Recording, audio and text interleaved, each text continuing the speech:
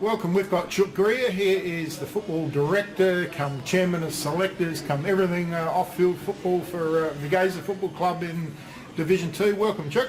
Thanks for having me, host. Yeah, welcome. Last week we'll just go over a few of the scores. PHOS Camden got the better of Broadview, 11-13-79 to Broadie's 8-10-58. How'd you see that? Yeah, very interesting. I think Broadie's a very, very good team, having seen them play. I haven't seen PHOS play yet, but they sound like they've got a real deal this year, PHOS, and very interesting. But two good clubs, obviously, will feature around finals time. But yeah, good result for PHOS, and I'm sure Broadie's still aren't that far off the mark. Yeah, home game for PHOS too, so that's always worth a few goals. Sure. So the trendsetters so far in Division 2, I've seen them once, and they're very, very good with St Peter's. 10-8-68 defeated Golden Grove 8-6-54, only 14 points.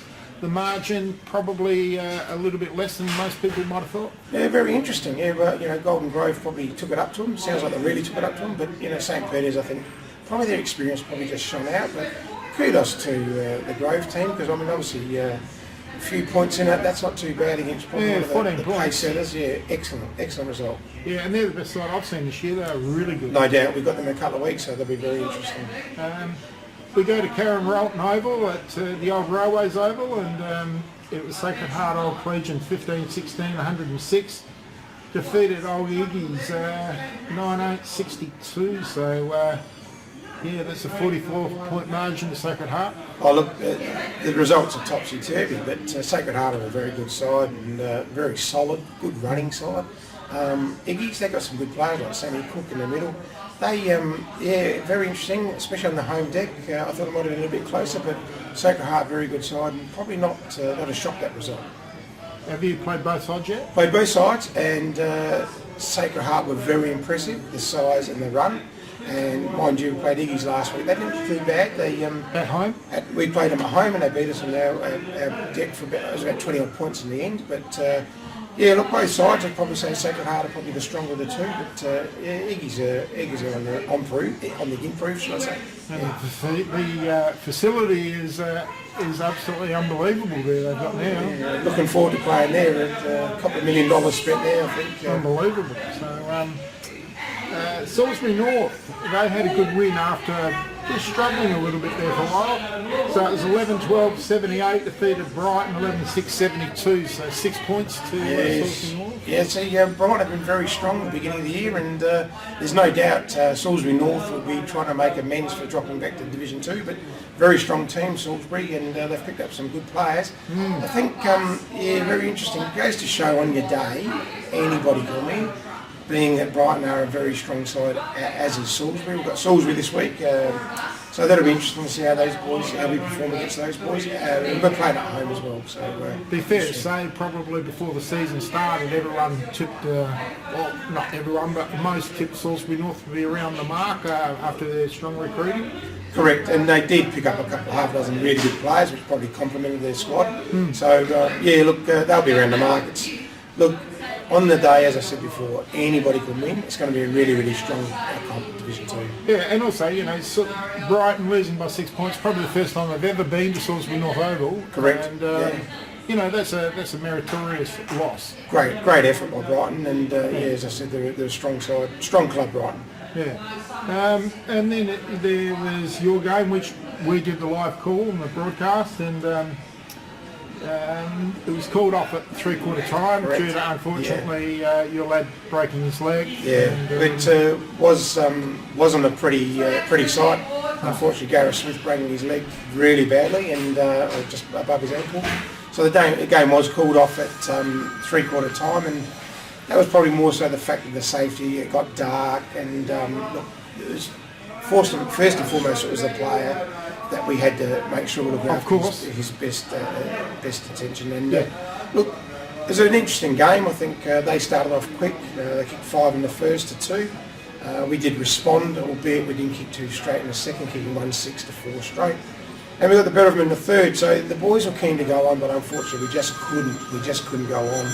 Yeah. So so unfortunately that's. As it is, we're still probably 1-6 at the moment, so we've still got a bit of work to do. But the boys are still very, very keen, and we've got a very young side, as you know.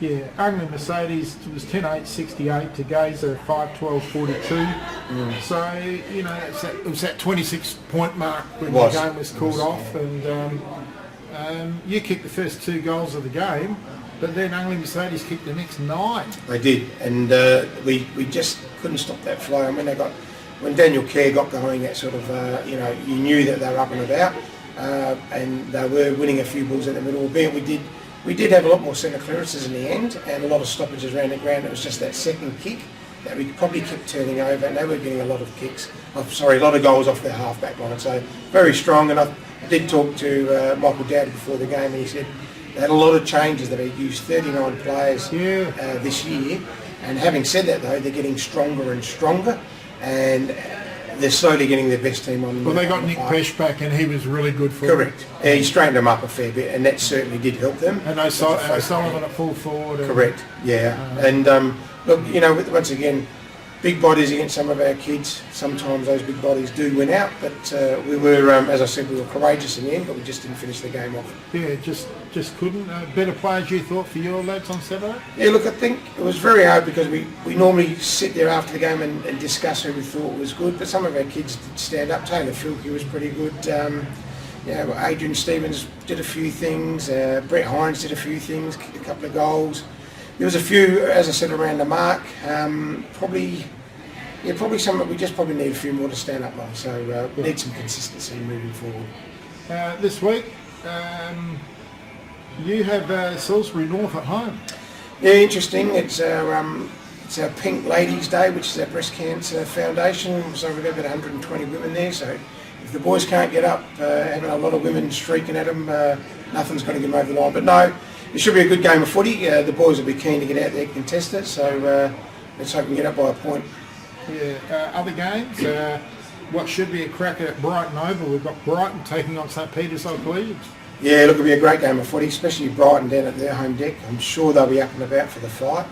I just think that St Peter's might be just a little bit too strong, maybe a couple of goals in it. Yep. Broadview host Old Ignatians. Yeah, look, I think Broadies will bounce back. I think Broadies will get over the line maybe by 4 or 5. I reckon.